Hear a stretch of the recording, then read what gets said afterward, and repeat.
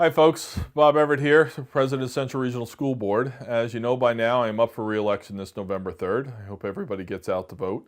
I've made this series of informational videos available to try to educate our voters on some of the accomplishments and issues that resolve within our school. I would hope that they have shown my grasp of the issues and the way that we have tried to attack our issues and try to make our schools better. And I truly feel that we have been very successful over the last few years of doing that. My next couple videos, I want to concentrate on school funding. School funding is important to everybody. That includes not just the way we spend our money, but also how we collect our money. And the way we collect our money, obviously, is through taxes. And nobody likes taxes. I can certainly understand the burden of property taxes. I can tell you that I'm fortunate enough to own 2 homes in Bayville and a business, and my property taxes exceed $26,000 a year.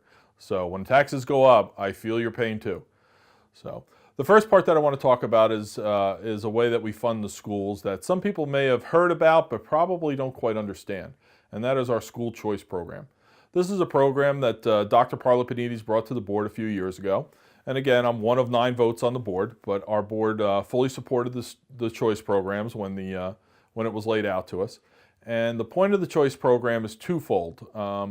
For us, obviously, it's a way for us to increase diversity in our school, increase the quality of our school by bringing in good students, as well as significant, and I mean significant, extra funding. We get paid by the state of New Jersey, not from our local tax revenues. I can't stress that enough. Choice money does not come from your local tax revenue. You do not pay for choice money when you mail your tax bill in Berkeley Township. It comes from the state. I can't say that it's not tax money because the state gets it from somewhere, but it does not affect our local tax revenue. Why that is important? Well, there are things that we are able to do with choice money that we would never ask our taxpayers to be able to pay. Good improvements, prudent spending, but items that we truly feel enhance the education experience for our kids. The choice program is designed to allow students to switch from one district to another district. They may leave for a variation of reasons. Bottom line is they're probably not happy in the district where they are. Currently, we have 92 students at Central Regional. It brings in over $1 million a year in funding. Total, the choice program has brought in over $5 million a year. Now, some folks would ask, well, why haven't my taxes gone down if you brought in $5 million over the years? And my answer to that would be that your taxes have stabilized because of the choice funding. We've been able to use the choice money to help offset costs that we normally would have to ask our taxpayers for. In addition, we've also been able to use, as I said earlier, choice money on projects that we probably would have never asked you for that made our school better. Both, in my opinion, are a win-win. The choice students come from all over Ocean County. There's a bit of a misconception out there that we just take the troubled kids from another district and that's why they come to Central, because they can't go. That couldn't be further from the truth.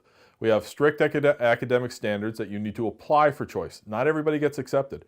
In fact, we have actually not accepted siblings in the same family because they didn't have the grades they were supposed to. And the proof is in the performance of the choice kids when they come to Central Regional. As of right now, like I said, there's 92 kids in school. 75% of those kids of choice students have made honor roll or high honor roll.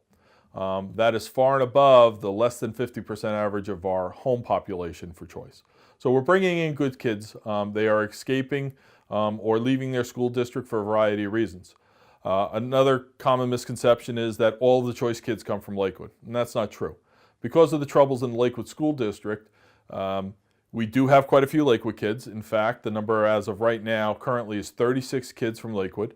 But you may be surprised at the next 2 on the list. We have 26 kids from the Toms River School District, and we have 22 kids from the Lacey School District. We also have kids from Southern and Manchester, and the rest are scattered from all over the county, all wanting to come to Central Regional because of the programs and the quality of education they're going to get. And that's very, very important. As I said before, some of the funding options that or some of the funding that we've used the choice money for has saved our taxpayers money. I'm going to read from a little bit of a list now because the numbers are just too much to memorize. Some of the things that we have spent choice money on that would have normally come from our taxpayers include new math, science, and history books. That's a significant expense. I believe, if I recall from memory, it's over $100,000 every time we buy a new series of books. Classroom renovations. We have renovated 20 classrooms. Some of them haven't been touched since the 50s. That was a very significant expense.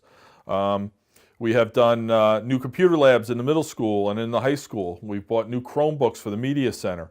There's new lockers in the middle school.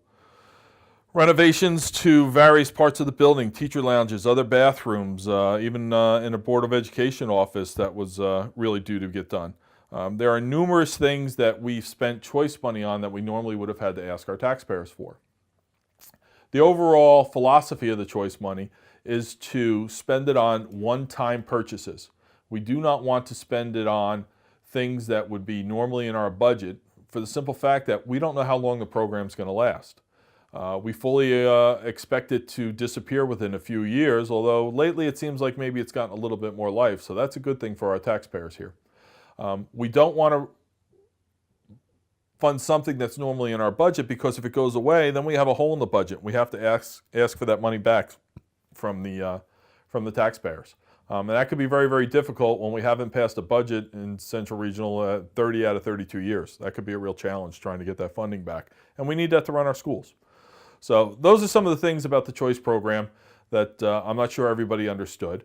It has also allowed us to make some very, very significant improvement to our facilities, and those are some of the flashier things that everybody sees. For example, the 2 marquees out in front of the school, the video marquee in front of the high school, along with the brand new one we just put in the middle school. That all came from Choice money.